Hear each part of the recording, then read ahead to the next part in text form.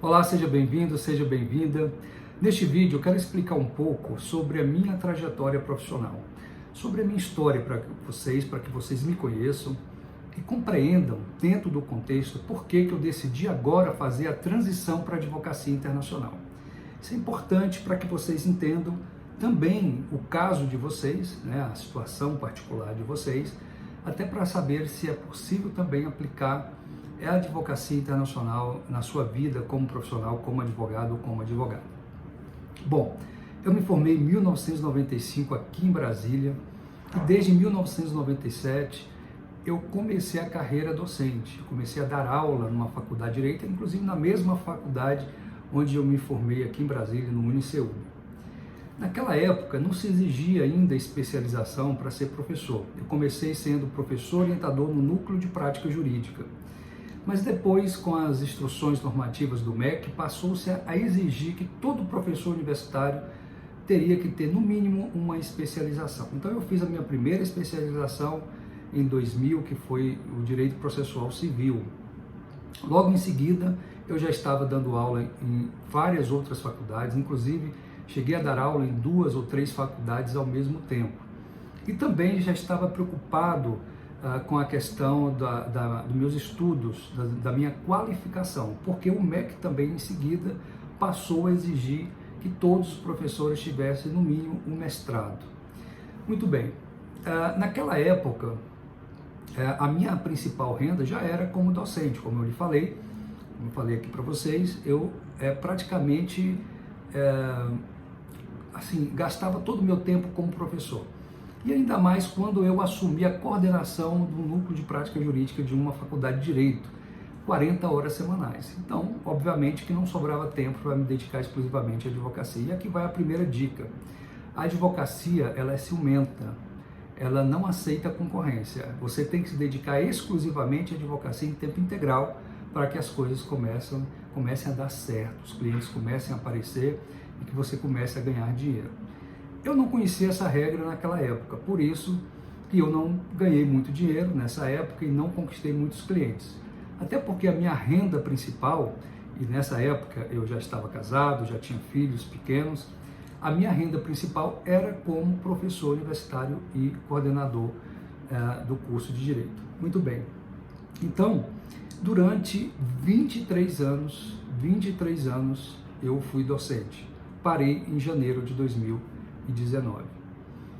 E qual foi a minha experiência para que eu pudesse tomar essa decisão? Bom, primeiro o cansaço normal, Quem é professor, professora está me escutando aqui sabe do que eu estou dizendo. É muito desgastante, as faculdades passaram a encher as salas de aula com 100 alunos, eu tinha turmas com mais de 100 alunos, e todo aquele trabalho com provas, com correção, enfim, aquele trabalho que todo professor tem que ter realmente. Mas eu estava muito cansado e precisava fazer uma mudança na minha carreira. Eu sempre advoguei, mas a advocacia sempre ficou em segundo plano. Então, por isso que eu decidi me dedicar exclusivamente à advocacia a partir de janeiro de 2019. Por isso que eu me considero, inclusive, apesar de estar formado há 28 anos, um jovem advogado. Porque pela ordem, pela ordem dos advogados do Brasil, é jovem advogado que ainda está com 5 anos como advogado. E como não faz nem 5 anos que eu estou me dedicando exclusivamente à advocacia, eu me considero aqui um jovem advogado, apesar dos 52 anos de idade e 28 anos de carreira.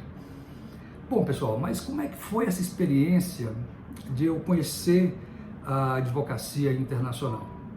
Olha só, vocês se recordam que eu falei aqui que eu precisava me qualificar para continuar dando aulas nas faculdades de Direito, Eu procurei fazer um mestrado aqui em Brasília, mas não consegui, a oferta era muito pouco na época de cursos, de mestrado.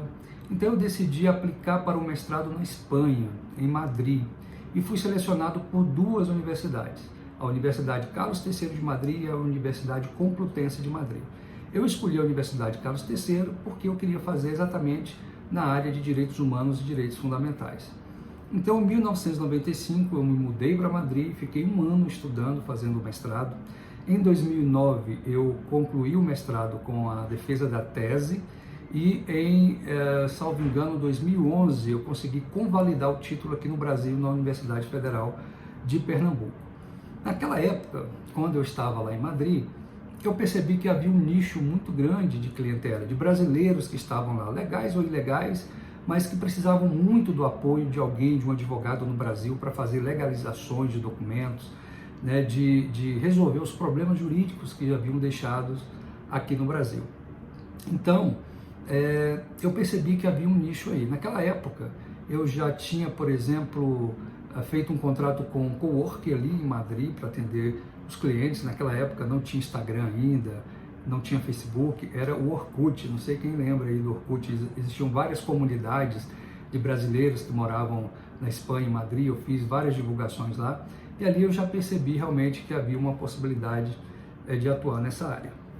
Mas eu adiei muito tempo por conta da necessidade de ter um salário fixo como professor, retornei ao Brasil, mas continuei dando aula. Muito bem.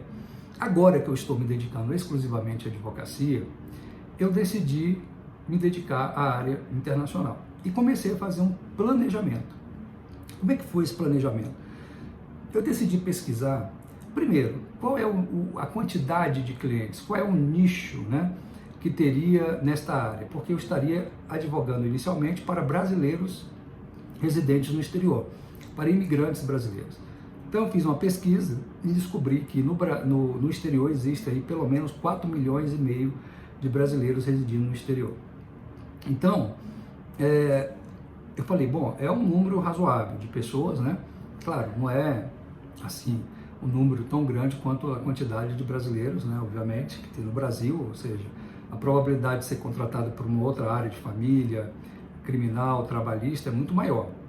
Mas se você focar exclusivamente nesse nicho, né, nesse público, então eu acredito que a probabilidade de fechar contratos mais rápidos é muito maior. Foi essa, pelo menos, né, a minha ideia.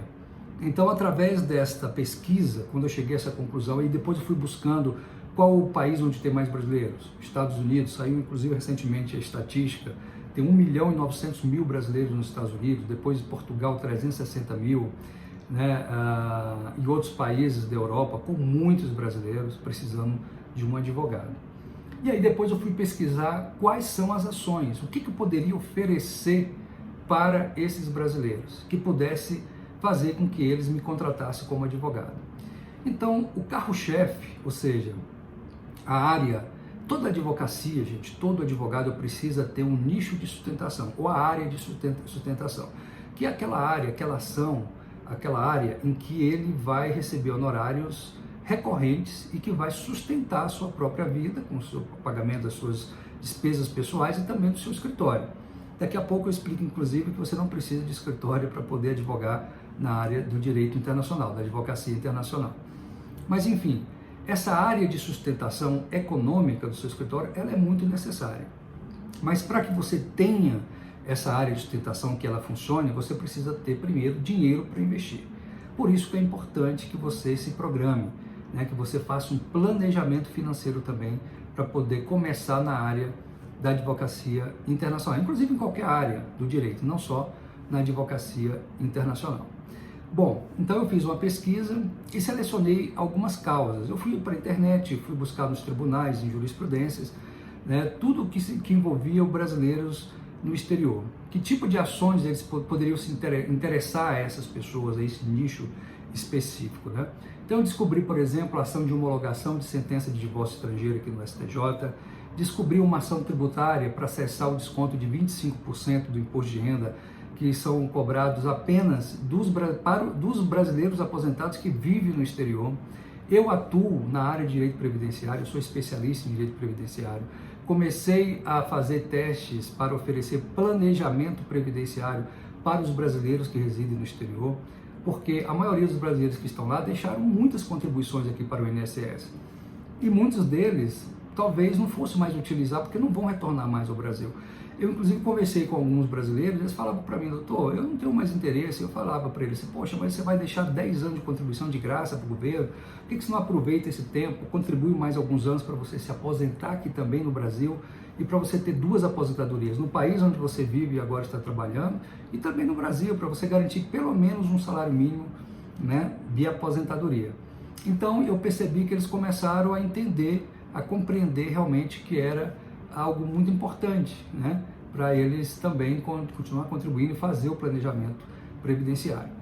Gente, isso apenas 3 ações, 3 áreas da advocacia internacional que você pode atuar, fora o direito de imigração, que é muito, mas muito amplo, né? Você sabe que tem muitos brasileiros desejando ainda ir morar no exterior, então eles precisam de orientação sobre vistos, sobre nacionalidade, sobre a cidadania, né, de documentos, precisam apostilar documentos no Brasil. Enfim, é uma área muito grande, muito extensa e que necessita de muitos profissionais. E não tem muitos advogados, a concorrência ainda é muito baixa.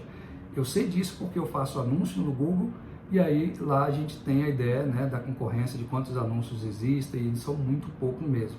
Então é uma área ainda que pode ser muito bem explorada ainda, a advocacia internacional nessas causas que eu acabei de dizer para vocês.